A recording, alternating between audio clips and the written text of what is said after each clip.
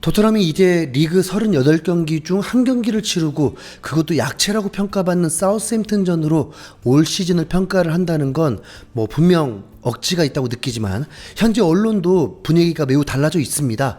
오죽하면 이번 경기 한 골 1도움으로 MOM에 선정된 클루셉스키는 맨시티 슈퍼스타 케빈 데브라이너와 비견되면서 극찬을 받기도 했습니다. 영국 토크스포츠에서 클루셉스키를 앞으로 지켜봐라. 그는 데브라이너와 같은 스타일의 선수라고 생각한다. 그는 이제 22살이다. 이제 22살인데도 지난해 후반기 리그 18경기 만에 도움 8개를 기록하면서 도움 랭킹 10위에 올라 버렸으니까요. 참고로 데브라이너는 주급 40만 파운드가 넘고 월드 클래스 미드필더입니다. 본인의 각오대로 팀을 위해 도움을 많이 올리고 싶다고 했는데 첫 경기부터 도움을 기록했습니다. 득점 또한 손흥민, 케인이 집중 마크당하면서 더 많은 기회를 얻을 수 있었기에 따라온 기록이었습니다. 득점을 했을 때 골키퍼와 수비수들 사이에 비어있는 대각선 방향을 보고 슈팅한 건 정말 일품이었습니다. 지난해 후반기에 손케클이 대활약을 했을 때는 리그 순위에 더 집중할 수밖에 없다 보니 당시 영국 언론들의 토트넘 3톱을 극찬하면서도 공포감을 느끼진 못했지만 리그가 개막하면서 뚜껑을 열었을 때는 엄청난 임팩트를 보여주고 있습니다. 사우스햄튼 감독뿐만 아니라 사우스햄튼 팬들도 대부분 도저히 이길 수 없는 팀이라면서 토트넘 퀄리티를 높이 평가하고 있었습니다. 갑자기 현재 언론들이 토트넘을 우승 후보라고 지목하는 또 다른 이유는 최강 3톱에 백업 선수가 900억 사나이 히샬리송이 있기 때문입니다. 9월부터는 챔피언스리그까지 시작되면서 주중 경기도 많을 거라서 사실 백업이라고 할 수는 없지만 현재로서는 손케클이 더 나은 조합이라고 보고 있다 보니 히샬리송이 살짝 밀린 듯 보입니다. 히샬리송이 프리시즌을 통해서는 이렇다 할 활약을 하지 못해서 과연 잘 적응할 수 있을까 의문이 남기도 했지만 이미 콘테 감독은 히샬리송에 대해서 극찬을 했었고 이젠 손흥민도 풋볼 런던과의 인터뷰를 통해서 공개적으로 히샬리송을 극찬했습니다. 그리고 경쟁자라고까지 칭했습니다. 이번 프리시즌 기간 내내 히샬리송과 함께 훈련했는데 놀라운 기량을 보유한 선수였다. 경쟁은 나에게 언제나 좋은 일이다. 히샬리송과 함께 뛰는 걸 진심으로 즐기고 있다. 그와 경쟁을 통해 나도 항상 발전하고 있다. 손흥민은 개막전에서도 평점 8점을 올리면서 팀 승리의 보탬이 되었고 20개 팀의 선수들 평점 중에서는 공격수 중에서도 최상위권의 평가로 2골을 넣은 홀란보다 더 좋았고 평점 기준 베스트 11에 포함되었습니다. 최근 영국 방송 토크스포츠에서는 토트넘 공격과 맨시티 공격을 직접적으로 비교했는데 토트넘이 프리미어리그 최고의 3톱을 보유하고 있는 것은 사실이다.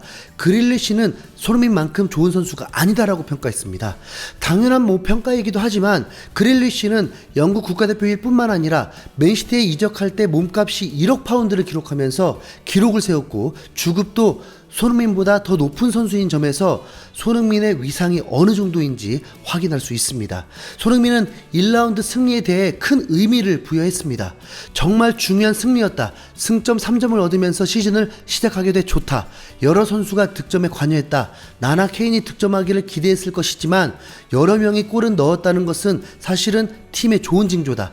팀이 개인보다 중요하다. 나와 케인을 제외한 다른 선수의 득점은 좋은 일이다. 이렇게 소감을 전했습니다. 그리고 팀의 선수 보강에 대해서는 선수단보다 경기력이 중요하다. 얼마나 선수단을 보강했는지는 중요하지 않다. 정말 좋은 선수들을 보유하게 됐지만 빨리 팀이 경기하는 방식을 깨닫는 게 중요하다. 좋은 선수단을 꾸리는 게 성공을 보장하지는 않는다. 시즌 끝까지 달려야 한다고 강조했습니다. 물론 모두가 토트넘이 우승 후보라고 한 건 아닙니다.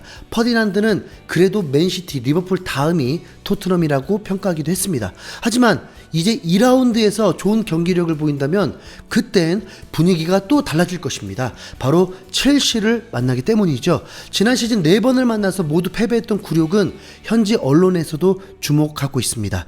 참고로 첼시는 완전체 토트넘을 만나보질 못했습니다. 원정이라는 부담이 있지만 팬들이 첼시를 두려워하는 기미는 전혀 보이지 않습니다. 첼시는 1라운드에서 에버턴 원정 경기를 치렀는데 겨우 페널티킥으로 한 골을 넣으면서 1대0으로 승리를 거뒀습니다. 승점만으로는 1대0이나 4대1이나 같아 보이지만 경기력 면에서는 전혀 다릅니다.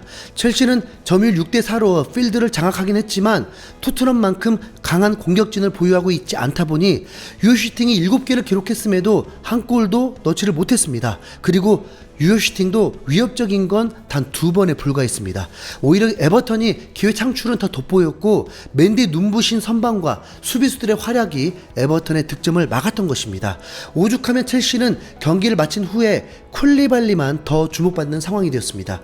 영국 스포츠 매체 스포츠 바이블은 쿨리발리가 견고한 데뷔전을 치르면서 첼시 팬들을 흥분시켰다 이렇게 전하기도 했습니다.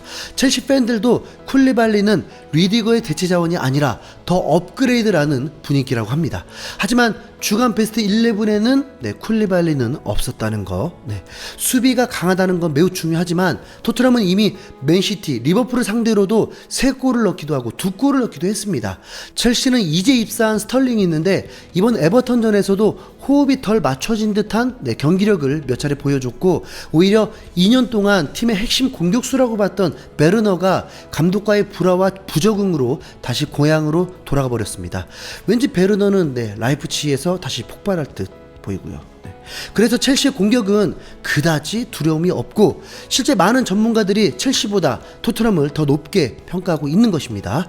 최근 손흥민 레알 마드리드 이적설이 핫하면서 현실적으로는 도저히 가지 않을 것 같은 찌라시 같은 이적설이었음에도 마치 이미 이적한 듯한 분위기까지 만들어져 버려서 황당했었는데 레알 마드리드의 간판 공격수인 벤제마의 활약을 보니 손흥민을 떠올릴 수밖에 없었습니다. 최근 벤제마는 인터뷰를 통해서 호날두가 떠난 후 더 많은 골을 넣은 것은 사실이다. 하지만 그가 팀에 있었을 때 나는 더 많은 도움을 기록하며 다른 역할을 맡았다.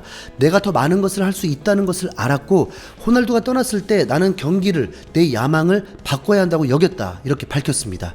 레알 마드리드는 호날두가 떠난 후 팀이 붕괴될 줄 알았지만 오히려 벤제마의 활약으로 지난 시즌에는 리그 우승과 챔피언스 리그 우승까지 거머쥐면서 역시 다른 클래스를 보여줬습니다. 벤제마는 발롱도르 수상이 유력한 상황입니다. 벤제마는 프랑스 국가대표의 핵심 스트라이커이기도 한데 호날두와 함께한 오랜 시절 동안 손흥민 행보와 비슷했습니다. 호날두가 떠나기 전까지는 리그에서 평균 15골 정도를 기록했습니다. 그런데 호날두가 떠나고 벤제마를 내세웠는데 평균 득점이 20득점이 넘었고 지난해에는 32경기 출전만으로 27골을 넣어버렸습니다. 현재 토트넘은 콘테 감독이 맡게 되면서 분위기가 완전 바뀌었습니다. 그리고 결과는 손흥민 득점왕이 나온 거죠. 손흥민은 케인과 함께 팀을 이끌고 있는데 케인이 득점을 더 많이 해야 하는 역할인 건 맞습니다. 그리고 손흥민도 케인에게 어시스트 하는 걸 매우 좋아하기도 합니다. 그렇게 보낸 6년 동안 팀을 도왔다 보니 득점이 적었던 것 뿐이었죠. 이제는 분위기가 완전히 바뀌었기 때문에 지금은 케인과 손흥민은 득점왕 후보에 동시에 올라있을 정도로 우위를 가릴 수 없는 상황입니다. 이번 사우스햄튼 전에서 케인의 욕심이 적으면서 팀도 대승을 거뒀듯이 케인이 토트넘의 역사를 써버리기 위해서는 이제 손흥민이 벤제마가 되도록 도와야 할 것입니다. 그러면 우승 따라오지 않을까요?